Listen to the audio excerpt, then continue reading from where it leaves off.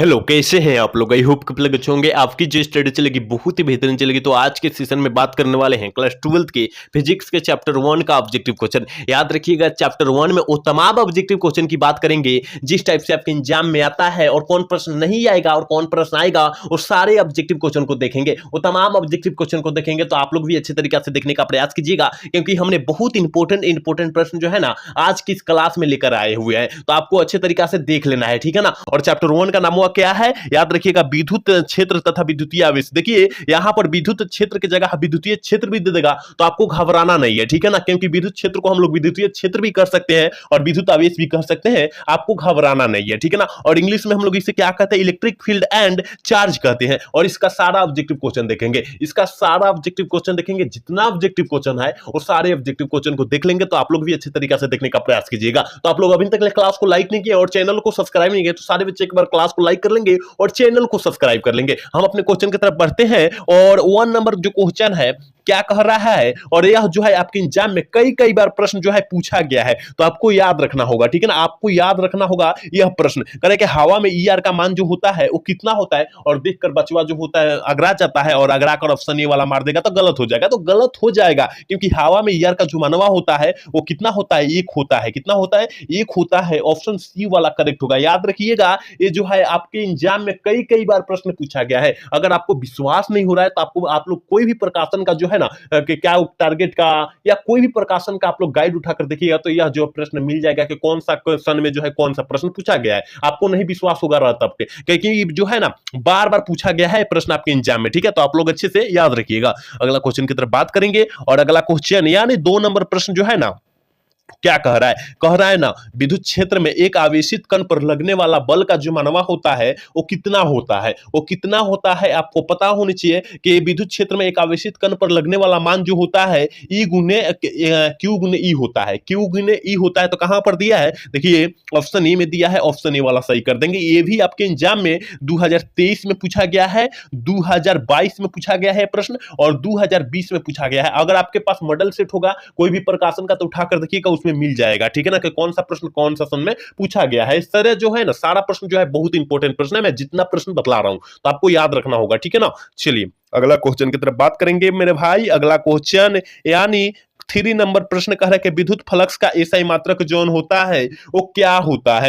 याद रखिएगा, विद्युत फ्लक्स की एसआई मात्रक की बात करेंगे। विद्युत फ्लक्स यानी वोल्ट मीटर, विद्युत फ्लक्स यानी वोल्ट मीटर, और यह 2023 में पूछा गया प्रश्न है। याद रखिएगा, यह 2023 में पूछा गया प्रश्न है, याद रखिएगा आप लोग, ठीक है। चलिए अगला क्वेश्चन की तरफ बात करेंगे, और यह जो है ना ये भी 2023 में प्रश्न पूछा गया है और 2021 में प्रश्न पूछा गया है। अगर 2023 और 2021 वाला उठाकर देखिएगा पेपर ना, तो उसमें यह प्रश्न देखने के लिए मिल जाएगा, ठीक है ना, कि निम्नलिखित में संबंध एनी में निम्नलिखित में से कौन सा एन का मान संभव नहीं है, ठीक है ना। और यह जो है 2024 में भी पूछा गया था, लेकिन ऑप्शन चेंज करके पूछा गया था, याद रखिएगा, ठीक है ना। तो यहां हो जाएगा क्या, 4.2 हो जाएगा, क्योंकि फ्रैक्शन में नंबर नहीं जाता है, याद रखना है। ऑप्शन सी वाला सही होगा, ठीक है ना। 4 का ऑप्शन हम लोग सी टिक कर देंगे, ठीक है ना। और 2024 में पूछा गया था, केवल 5.2 कर दिया गया था, 4.2 की जगह 5.2 कर दिया गया था। तो आपको घबराना नहीं है, ठीक है ना, क्योंकि फ्रैक्शन में नंबर कभी नहीं जाएगा, ठीक है।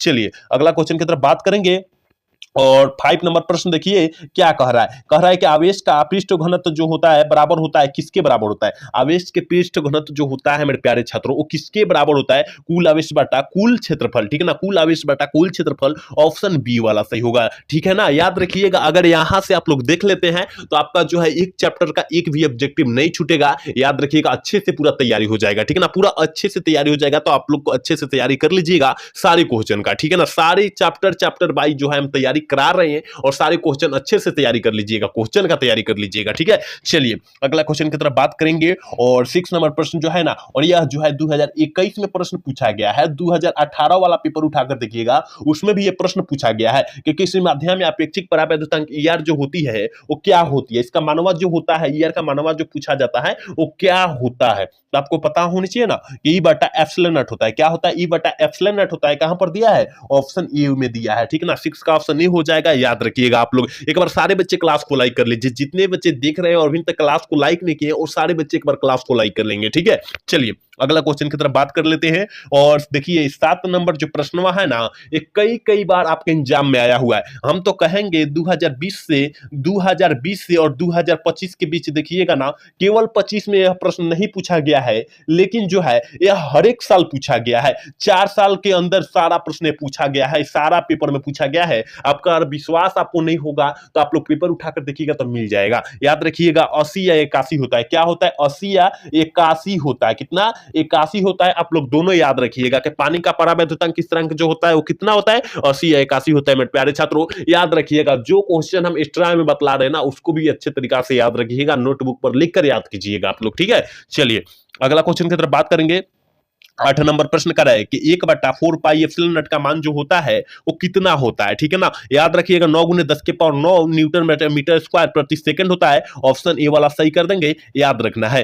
अगला क्वेश्चन कर रहा है कि आवेश का बीमा क्या होता है। आवेश का बीमा एटी होता है या आईटी होता है। क्या होता है? एटी या आईटी होता है, क्योंकि ये आई से क्या होता है? धारा होता है, तो यहां पर लिख देंगे और टी लिख देंगे। इसी से जो है सूत्र एटी बन के आया हुआ है। ऑप्शन ए वाला सही होगा, ठीक है ना। 10 का ऑप्शन ए हो जाएगा। याद रखिएगा हम अच्छे से बतला रहे हैं, आप लोग अच्छे से समझने का प्रयास कीजिएगा सारे बच्चे, ठीक है। चलिए अगला क्वेश्चन की तरफ बात कर लेते हैं मेरे भाई। अगला क्वेश्चन यानी देखिए यहां पर 11 नंबर क्वेश्चन है, यानी यहां 11 नंबर क्वेश्चन कह रहा है कि ई एप्सिलॉन नॉट का मात्रक क्या है। एप्सिलॉन नॉट का मात्रक जो होता है वो क्या होता है, ठीक है ना। एप्सिलॉन नॉट का मात्रक जो होता है एफएम इनवर्स होता है, ठीक है ना। एफएम इनवर्स होता है। ऑप्शन बी वाला सही होगा, ठीक है ना। 11 का ऑप्शन बी होगा, याद रखिएगा। अगला क्वेश्चन की तरफ बात करते हैं। और अगला क्वेश्चन यानी देखिए यहां 12 नंबर क्वेश्चन क्या कह रहे ना, किसी दूरी पर अवस्थित दो आवेश कण के बीच विद्युत बल F है। यदि इसके बीच की दूरी आधी आधी कर दी जाती है तो विद्युत बल का जो मानवा हो जाएगा वो क्या हो जाएगा। तो ये तो आपको पता होनी चाहिए कि जब कहेगा कि क्या कह रहा है, आधी कर दी जाती है, तो उसके बीच की बल का मान, विद्युत बल का जो मानवा हो जाएगा, क्या हो जाएगा? 2 × 2 यानी कितना हो जाएगा? 4F हो जाएगा, ठीक है ना। आधी का मतलब उसके दुगुना हो जाएगा, ठीक है ना। याद रखिएगा, क्योंकि 1/2 में आएगा, ठीक है ना। फ्रैक्शन में नंबर आएगा, और जब फ्रैक्शन में आएगा तो 1/2 गुने 1/2 कर देंगे, ठीक है ना। तो ऑप्शन जो हो जाएगा ये निकल के आ जाएगा। चलिए अगला क्वेश्चन 13 नंबर प्रश्न कर रहे हैं कि जब किसी वस्तु को आवेशित किया जाता है उसका द्रव्यमान क्या होता है? घट या बढ़ जाता है। और यह 2020 से और 2025 के बीच वाला देखिएगा पेपर, उसमें सारे पेपर में यह प्रश्न जो है पूछा गया है। याद रखिएगा ऑप्शन क्या हो जाएगा? डी वाला इसका सही हो जाएगा। घट या बढ़ सकता है, देखिए ऑप्शन डी में दिया है। याद रखिएगा मैं जितना प्रश्न बतला रहा हूं आप लोग उठाकर पेपर देखिएगा तो उसमें सारा प्रश्न मिल जाएगा, ठीक है ना। आप लोग उठाकर पेपर देखिएगा हर एक साल का, जब बतला रहा हूं जौन सेशन में उठाकर देखिएगा, ये सारे प्रश्न जो है मिल जाएगा। तो आपको देखना अति आवश्यक है, ठीक है ना। चलिए अगला क्वेश्चन की तरफ बात करते हैं। और 14 नंबर प्रश्न क्या करें कि विद्युतशीलता का ये सही मात्रक जो होता है क्या होता है। और यह 2018 में और 2019 में और 2021 में यह प्रश्न पूछा गया है, ठीक है ना। याद रखिएगा 2018, 2019 और 2021 में यह प्रश्न पूछा गया है, ठीक है ना। तो विद्युतशीलता का ये सही मात्रक जो होता है वो क्या होता है? तो याद रखिएगा newton metre inverse to coulomb square. कहां पर दिया है? देखिए ऑप्शन में दिया है, ऑप्शन ए वाला सही हो जाएगा। 14 का ऑप्शन ए टिक कर देंगे, याद रखना है, ठीक है। चलिए अगला क्वेश्चन की तरफ बात करते हैं। और देखिए 15 नंबर प्रश्न का आंसर जो है सारे बच्चे को पता होना चाहिए, ठीक है ना। अगर आपको लोग पेपर उठाकर देखिएगा तो यह हर एक साल पूछा गया है, हर एक साल पूछा गया है। तो हर एक साल के भांति इस साल भी यह प्रश्न पूछा जाएगा। तो आपको याद होना चाहिए कि विद्युत बल्ब जो होता है करे के कूलम बल जो है वो क्या होता है। कूलम बल जो होता है केंद्रीय बल और विद्युत बल दोनों होता है। ऑप्शन सी वाला सही होगा, ठीक है ना। ऑप्शन जो हो जाएगा 15 का ऑप्शन हम लोग सी टिक कर देंगे, ठीक है। चलिए अगला क्वेश्चन की तरफ बात करते हैं। और 16 नंबर प्रश्न क्या कर रहा है? यदि समरूप विद्युत क्षेत्र एक्स अक्ष की दिशा में विद्यमान है तो समविभव का मान जो हो जाएगा वो क्या हो जाएगा। समविभव का मान क्या कह रहा है कि यदि समरूप विद्युत क्षेत्र की एक्स अक्ष की दिशा में है, देखिए अगर एक्स अक्ष की कहेगा तो वाई जेड की तल की दिशा में हो जाएगा। क्या हो जाएगा? एक्स अक्ष की दिशा में कहेगा तो क्या हो जाएगा? वाई जेड की तल की दिशा में हो जाएगा। ऑप्शन सी में दिखाई दे रहा है, ऑप्शन सी वाला हम लोग सही कर देंगे, ठीक है ना। एक बार सारे बच्चे क्लास को लाइक कर लेंगे, जितने भी बच्चे मेरे क्लास को दिख रहे हैं वो सारे बच्चे क्लास को लाइक कर लेंगे, ठीक है ना। कह रहे कि विद्युत आवेश का कठोरांक ईएसयू मात्रक जो होता है वो कितना होता है। और यह जो है आपके एग्जाम में कई बार प्रश्न आया हुआ है। आपको विश्वास नहीं होगा तो पेपर उठाकर देखिएगा तो उसमें ये प्रश्न जो है देखने के लिए मिल जाएगा, ठीक है ना। तो विद्युत आवेश का क्वांटम जो होता है ईएसयू मात्रक जो होता है 4.8 × 10⁻⁻10 होता है। कहीं दिया है? देखिए ऑप्शन ए में दिया है, ऑप्शन ए वाला हम लोग टिक कर देंगे, ठीक है। चलिए अगला क्वेश्चन 18 नंबर प्रश्न क्या करें। करेक्ट। स्थिर विद्युत यहाँ कट गया है। स्थिर विद्युत क्षेत्र होता है, स्थिर विद्युत क्षेत्र जो होता है संरक्षी बल होता है। क्या होता है? संरक्षी बल होता है। 18 का ऑप्शन ए हो जाएगा। क्या हो जाएगा? 18 का ऑप्शन ए हम लोग टिक कर देंगे। चलिए अगला क्वेश्चन, यानी 19 नंबर प्रश्न क्या कह रहा है ना, एक एकांकी चालक के लिए निम्न में से कौन सा अनुपात अचर है? इनमें से जो है कौन सा अनुपात जो है अचर है, ठीक है ना। अचर का उदाहरण तो याद रखिएगा, आवेश बटा विभव। आवेश बटा विभव कहां पर दिया है मेरे भाई? आप लोग देखिए, फटाफट मारिए देखकर। ऑप्शन ए में दिया है, ऑप्शन ए वाला ठीक कर देंगे। आवेश बटा विभव का जो होता है मान अचर होता है, याद रखिएगा। 20 नंबर प्रश्न की तरफ बढ़ते हैं और 20 नंबर प्रश्न जो है आपकी स्क्रीन पर मौजूद है। कह रहा है 1 कूलम आवेश बराबर डेड के मात्रक होता है। 1 कूलम आवेश के बराबर जो होता है कौन होता है, ठीक है ना। कौन सा इसमें का मान होता है? तो देखिए इसमें जो है 2 में से बच्चा घबरा जाता है, ठीक है ना। अगर यहाँ पर 1 कूलम, यहाँ पर 1 यू एस यू बराबर कहे और कितना कूलम होता है वो पूछ दे, यहाँ डैश देकर कहेगा कितना कूलम होता है वो पूछ दे, तो आपको यहाँ सारे बच्चे जो है क्या होते हैं, कंफ्यूज आ जाते हैं। देखिए अगर कूलम में पूछा है तो 3 गुने 10 के पावर 9 मारिएगा, और 1 यूएसवी मात्रक में पूछा है तो 9 गुने 10 के पावर 9 मारिएगा, ठीक है ना। दोनों याद रखिएगा। अगर इसको जो है यहाँ पर ला दिया है, अगर यह जो है काम कर दिया है, यहाँ पहले ही काम कर दिया है, तो यह मारेंगे, ठीक है ना। याद रखिएगा, इस टाइप से हम बतला रहे हैं कि आपको समझ में आ जाए, ठीक है। चलिए अगला क्वेश्चन, 21 नंबर प्रश्न क्या कर रहा है? एक आवेशित चालक की सतह के किसी बिंदु पर विद्युतीय क्षेत्र जोन का तीव्रता जोन होती है, वो क्या होती है, ठीक है ना। विद्युतीय क्षेत्र की तीव्रता जोन होती है, क्या होती है? शून्य होती है। क्या होती है? शून्य होती है। ऑप्शन ए वाला सही हो जाएगा। देखिए चालक के अंदर कहे, फ्लक्स की बात करें, वहां जो है इसका मान शून्य हो जाता है। आपको आंख मूंद कर शून्य मार देना है। चालक के अंदर की बात करें, फ्लक्स की बात करें, वहां शून्य हो जाएगा इसका मान, ठीक है। याद रखिएगा आप लोग इस बात को। चलिए अगला क्वेश्चन, 22 नंबर प्रश्न क्या करे? यदि खोखले गोलक की चालक को धनावेशित किया जाता है तो उसका भीतर का विभव, जो हमने क्या बोला, जहां भीतर या फ्लक्स की बात करें वहां उसका मान आंख मूंद कर सी ए वाला मार देना है, शून्य मार देना है, ठीक है ना। 22 का ऑप्शन ये हो जाएगा, ठीक है ना, याद रखिएगा। चलिए अगला क्वेश्चन, 23 नंबर प्रश्न क्या करे कि साबुन के एक बुलबुले को जब आवेशित किया जाता है तो उसका त्रिज्या क्या हो जाएगा? जब साबुन के बुलबुले को हम लोग आवेशित करेंगे तो उसका त्रिज्या क्या हो जाएगा? बढ़ता है। क्या होता है? बढ़ता है। तो यहां तो बढ़ता नहीं दिया है, बढ़ते दिया है। ऑप्शन ए वाला सही होगा, ठीक है ना, क्योंकि जब साबुन के बुलबुलों को आवेशित करेंगे तो उसका त्रिज्या जोन हो जाएगा, बढ़ जाएगा। याद रखिएगा इस टाइप से, ठीक है। चलिए अगला क्वेश्चन की तरफ बात करते हैं, और यह प्रश्न जो है आपके एग्जाम में बहुत ही बार पूछा गया है, तो आपको याद रखना होगा कि विद्युत द्विध्रुव आघूर्ण का SI मात्रक जोन होता है वो कितना होता है, ठीक है ना। याद रखिएगा कूलम गुने मीटर होता है। ये जो है हम लोगों के सन के मेरा पूछा गया था प्रश्न, ठीक है ना। हम लोगों जब परीक्षा दिए थे तो उस समय पूछा गया था यह प्रश्न, ठीक है ना। ऑप्शन ए वाला सही होगा, ठीक है ना, ऑप्शन ए वाला सही होगा, याद रखना है। चलिए अगला क्वेश्चन देखिए क्या कह रहा है, और अगला क्वेश्चन का आंसर आप लोग टिक आउट कीजिएगा। कह रहा है ना,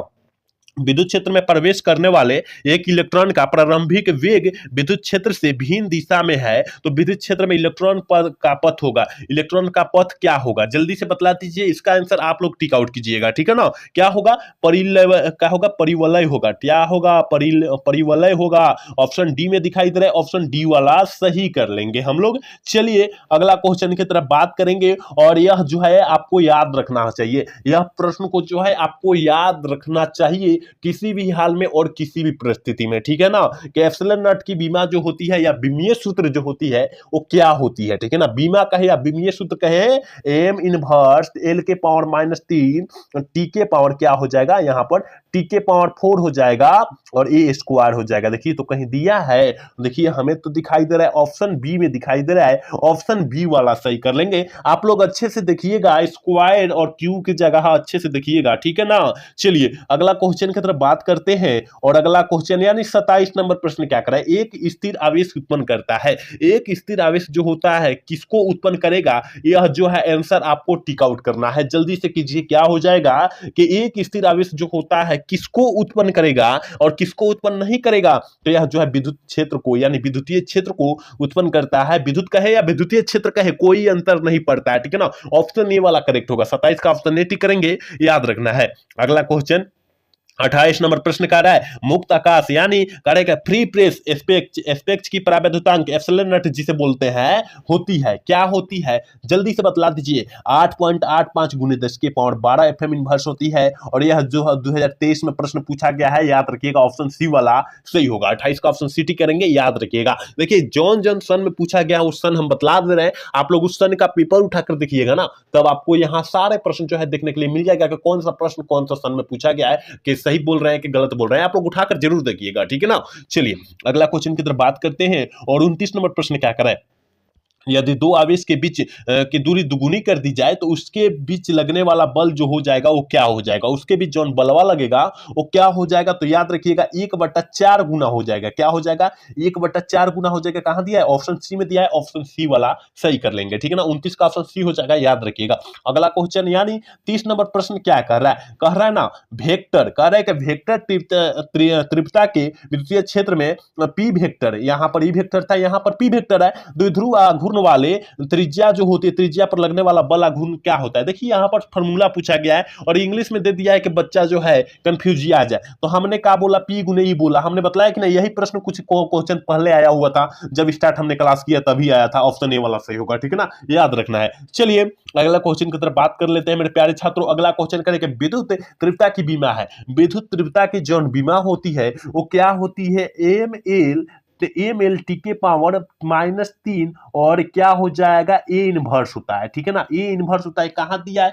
तो कहिएगा कि सर ए इनवर्स तो नहीं दिया है, लेकिन एक मतलब क्या होता है, आई होता है, आई की जगह ये लिख देते हैं हम, ऑप्शन बी वाला सही हो जाएगा, क्योंकि ऑप्शन बी में दिखाई दे रहा है। याद रखिएगा आई की जगह है ए भी दे सकता है, कोई अंतर नहीं पड़ेगा, क्योंकि आई मतलब धारा होता है और धारा का ऐसा ही मतलब एम्पियर होता है, तो एम्पियर भी दे सकता है आपको कंफ्यूज आने के लिए, तो आपको जो है घबराना यहां नहीं है। चलिए अगला क्वेश्चन 32 नंबर प्रश्न क्या कर रहा है, कह रहा है कि किसी आवेश खोखले गोलाकार चालक के भीतर विद्युतीय तीव्रता का मान जो होगा वो क्या होगा। हमने बतलाया चालक के भीतर कहे, फ्लक्स के भीतर कहे, कहीं के भीतर कहे, विभव के भीतर कहे, उसका मानवा जो हो जाएगा क्या हो जाएगा, क्या हो जाएगा, शून्य हो जाएगा, शून्य हो जाएगा यानी 0 हो जाएगा। ऑप्शन सी वाला सही होगा, क्योंकि हमने पहले ही बतलाया था आपको, ठीक है। चलिए अगला क्वेश्चन की तरफ बात करते हैं और अगला क्वेश्चन देखिए 33 नंबर प्रश्न क्या कह रहा है, करे कि एक वैद्युत द्विध्रुव एक पृष्ठ से घिरा हुआ है, पृष्ठ पर कुल विद्युतीय फ्लक्स जो होगा वो कितना होगा। यहां हमने बतलाया कि विद्युतीय फ्लक्स जो हो जाएगा वो कितना हो जाएगा, हमने बात क्या बतलाया कि विद्युत विभव का है, विद्युत फ्लक्स का है, कोई भी कहे, याद रखिएगा अंदर की बात करें ऑप्शन बी वाला सही हो जाएगा, क्योंकि शून्य के हमने बतलाया कि शून्य हो जाएगा उसका मान, ठीक है। चलिए अगला क्वेश्चन की तरफ बात करेंगे और अगला क्वेश्चन जल्दी से बतलाइएगा इसका आंसर क्या होगा। एक आवेशित चालक का क्षेत्रफल आवेश घनत्व जो सिग्मा है इसके पास विद्युत क्षेत्र का मान होता, अथवा में देखिए क्या करके पूछ सकता है, आवेशित गोली चालक के विद्युतीय क्षेत्र का अंदर जो होता है, जो विद्युतीय क्षेत्र जो होता है, विद्युत क्षेत्र जो होता है वो कितना होता है, ठीक है ना। यहां पर देखिएगा, यहां पर शून्य नहीं दिया है, तो अब क्या मारेंगे, तो आपको देख लेना है सिग्मा बटा एप्सिलॉन नॉट मारेंगे, देख लीजिएगा आप लोग, अगर शून्य रहता तो शून्य मार देते आंख मूंद के, ठीक है। चलिए अगला क्वेश्चन की तरफ बात करेंगे और अगला क्वेश्चन कह रहा है ना, यदि खोखले करे कि यदि गोले पर आवेश 10 माइक्रोफैराड हो तो उसकी सतह पर विद्युतीय फ्लक्स जो हो जाएगा वह क्या हो जाएगा, और यह 2023 में प्रश्न स्पष्ट रूप से पूछा गया है, तो आपको याद रखना चाहिए कितना हो जाएगा, ये याद रखिएगा 36 पाई गुने 10 के पावर 4 न्यूटन मीटर इनवर्स प्रति कूलम हो जाएगा। याद रखिएगा ऑप्शन ए वाला करेक्ट होगा, 35 का ऑप्शन हम लोग ए टिक कर देंगे, ठीक है। आपको घबराना नहीं है, सारे क्वेश्चन को अच्छे से जवाब देना है। देखिए कह रहा है ना, कह रहा है कि 64 समरूप बूंदे जिसमें प्रत्येक की धारिता 5 माइक्रोफैराड है मिलकर एक बड़ा बूंद बनता है, तो बड़े बूंद की धारिता जो हो जाएगी क्या हो जाएगी। देखिए 4 का क्यू कितना होता है, 4 का क्यू 64 होता है कि नहीं होता है। यहां पर जब करेंगे तो 4 गुने 4 करेंगे कि नहीं करेंगे, तो यहां पर जो है 2 को 4 को हटा देंगे, क्योंकि एचसीएफ जब निकाला जाता है तो 2 को 4 को हटा दिया जाता है, जो फूट रह जाता है उसको लिख दिया जाता है, तो यहां पर लिख देंगे। और यहां कितना कह रहा है, 5 कह रहा है, तो 4 गुने 5 कितना 20 माइक्रोफैराड हो जाएगा। देखिए कितना सिंपल हमने बनाया और आपको समझ में आ चुका होगा, ठीक है ना। अगर देखिए 125 कहता 100 कितना कहता 125 कहता 169 कहता, ये सब जो होता है इसका स्क्वायर होता है, ठीक है ना। तो आप लोग इस तरह से निकाल लीजिएगा, अच्छे तरीका से निकालिएगा आप लोग, ठीक है ना। चलिए अगला क्वेश्चन की तरफ बात करते हैं। 37 नंबर प्रश्न क्या कर रहा है, कर है ना। निम्नलिखित में से किस राशि का मात्रक वोल्ट प्रति मीटर होता है? किस राशि का मात्रक जो होता है वो वोल्ट प्रति मीटर होता है? तो याद रखिएगा विद्युतीय क्षेत्र का SI मात्रक जो होता है वो क्या होता है? वोल्ट प्रति मीटर होता है। ऑप्शन डी में दिखाई दे रहा है, ऑप्शन डी वाला हम लोग सही कर देंगे। ठीक है, अगला क्वेश्चन यानी 38 नंबर प्रश्न क्या कर रहा है? करा इनमें से कौन सा विद्युत क्षेत्र की तीव्रता का मात्रक है? इनमें से कौन जो है विद्युत क्षेत्र की तीव्रता का मात्रक होता है? विद्युत क्षेत्र की तीव्रता का ऐसा मात्रक जोन होता है वो क्या होता है? तो न्यूटन प्रति कूलम होता है। तो यहां तक दिया नहीं, लेकिन यहां पर देखिए न्यूटन प्रति कूलम इनवर्स दिया है कि नहीं दिया है? ऑप्शन डी वाला से होगा। 38 का ऑप्शन डी हम लोग फाइनली टिक करेंगे। ठीक है ना, एक बार सारे बच्चे क्लास को लाइक कर लेंगे, जितने भी बच्चे मेरे क्लास को देख रहे हैं वो सारे बच्चे क्लास को लाइक कर लेंगे। ठीक है, चलिए 39 नंबर प्रश्न कह रहे हैं कि किसी चालक की धारिता का व्यंजक होता है। किसी चालक का धारिता का व्यंजक जो होता है वो क्या होता है? आपको पता होनी चाहिए कि Q बराबर क्या हो जाएगा? C बराबर Q बटा V हो जाएगा। कहां पर दिया है? ऑप्शन ए में दिया है। ऑप्शन ए वाला टिक कर देंगे, 39 का ऑप्शन ए हो जाएगा। ठीक है ना, और 40 नंबर प्रश्न कर रहे हैं ना, कह रहा है कि किसी विद्युतीय क्षेत्र में चालक को रखने पर उसके अंदर विद्युतीय मान जो हो जाएगा क्या हो जाएगा? देखिए यहां क्या चीज की बात किया जा रहा है? अंदर की बात किया जा रहा है, और हमने बोला अंदर जहां कहेगा वहां आंख मूंद कर शून्य मार देना है। याद रखिएगा 40 का ऑप्शन सी हो जाएगा। विद्युत फ्लक्स कहे अंदर की बात करें तो वहां हम लोग शून्य आंख मूंद कर मारेंगे। ठीक है ना आंसर। चलिए अगला क्वेश्चन 41 नंबर प्रश्न क्या करे कि किसी वस्तु का परावैद्युत स्थिरांक हमेशा अधिक होना चाहिए, और यह जो है आपके एग्जाम में कई बार पूछा गया है। 2024 में तो अभी तो पूछा गया था, इसके पिछले साल पूछा गया था 2024 में यह प्रश्न। ठीक है, तो आपको याद रखना चाहिए, कोई भी प्रश्न याद रखिएगा एक से अधिक होता है। ठीक है, ऑप्शन सी वाला सही कर देंगे। अगला क्वेश्चन की तरफ बात करते हैं, और 42 नंबर प्रश्न क्या कर रहा है कि किसी संधारित्र की धारिता का एसआई मात्रक जो होता है, धारिता का एसआई मात्रक क्या मारिएगा? धारिता का एसआई मात्रक क्या मारिएगा? फैराड मारना है। क्या? फैराड मारना है। ऑप्शन सी वाला सही करना है। 42 का ऑप्शन सी टिक करेंगे, याद रखिएगा। अगला क्वेश्चन 43 नंबर प्रश्न क्या करे? आवेशित खोखले गोलाकार चालक के केंद्रों पर क्या होता है? आवेशित खोखले गोलाकार चालक के केंद्रों पर जोन होता है वो क्या होता है मेरे प्यारे छात्रों? तो याद रखिएगा विद्युत क्षेत्र का मान जो होता है शून्य हो जाता है और विभव उसमें नहीं होता है। ठीक है, जहां शून्य मान हो जाएगा उसका में विभव कहां से होगा? विभवांतर कहां से होगा? उसमें तो नहीं होगा। ऑप्शन सी वाला करेक्ट होगा। चलिए 44 नंबर प्रश्न क्या कर रहा है कि चार संधारित्र में प्रत्येक की धारिता 2 फैराड एवं 1 फैराड 8 का संधारित्र बनने के लिए उन्हें जुड़ना चाहना चाहिए। देखिए 8 माइक्रोफैराड संधारित्र बनने के लिए उन्हें हम लोग किस क्रम में हम लोग जोड़ेंगे कि उतना हो जाएगा? तो याद रखिएगा समांतर क्रम में जोड़ेंगे तभी आएगा। और ये इस चैप्टर का जो है लास्ट क्वेश्चन है, कह रहा है ना, कह रहा है यदि कई संधारित्र उपलब्ध हो तो उसके समूहन में उच्चतम धारिता प्राप्त करने के लिए उन्हें जोड़ा जाना चाहिए। 45 का ऑप्शन फटाफट बतला दीजिए क्या हो जाएगा? इसको भी समांतर क्रम में जोड़ेंगे। तो इस चैप्टर का जो है यह लास्ट क्वेश्चन था, और इस चैप्टर में 45 क्वेश्चन ही था। अगर आप लोग 45 क्वेश्चन याद कर लेते हैं तो आपका जो है 4 से 5 नंबर आपके एग्जाम में यहां से फाइनली आ जाएगा। तो आप लोग अच्छे से याद रख लीजिएगा और सारे चैप्टर का अच्छे से तैयारी कीजिएगा, क्योंकि हम लोग चैप्टर बाय चैप्टर जो है ना पूरा अच्छे से तैयारी करा रहे हैं। तो आपको अच्छे से तैयारी कर लेना है सारे बच्चे को। ठीक है ना, अब लोग अभी कोई भी क्लास नहीं किए तो करने का प्रयास कीजिए, क्योंकि हम लोग फिजिक्स, केमिस्ट्री, बायो सारे क्लास अवेलेबल चालू कर दिए हैं। आप लोग नहीं देखे तो देखने का प्रयास कीजिएगा। ठीक है ना, तो आज का क्लास कैसा लगा? अगर अच्छा लगा होगा तो चैनल को सब्सक्राइब और लाइक करना तो भूलिएगा। मिलते हैं अगला सेशन में। जय हिंद, जय भारत।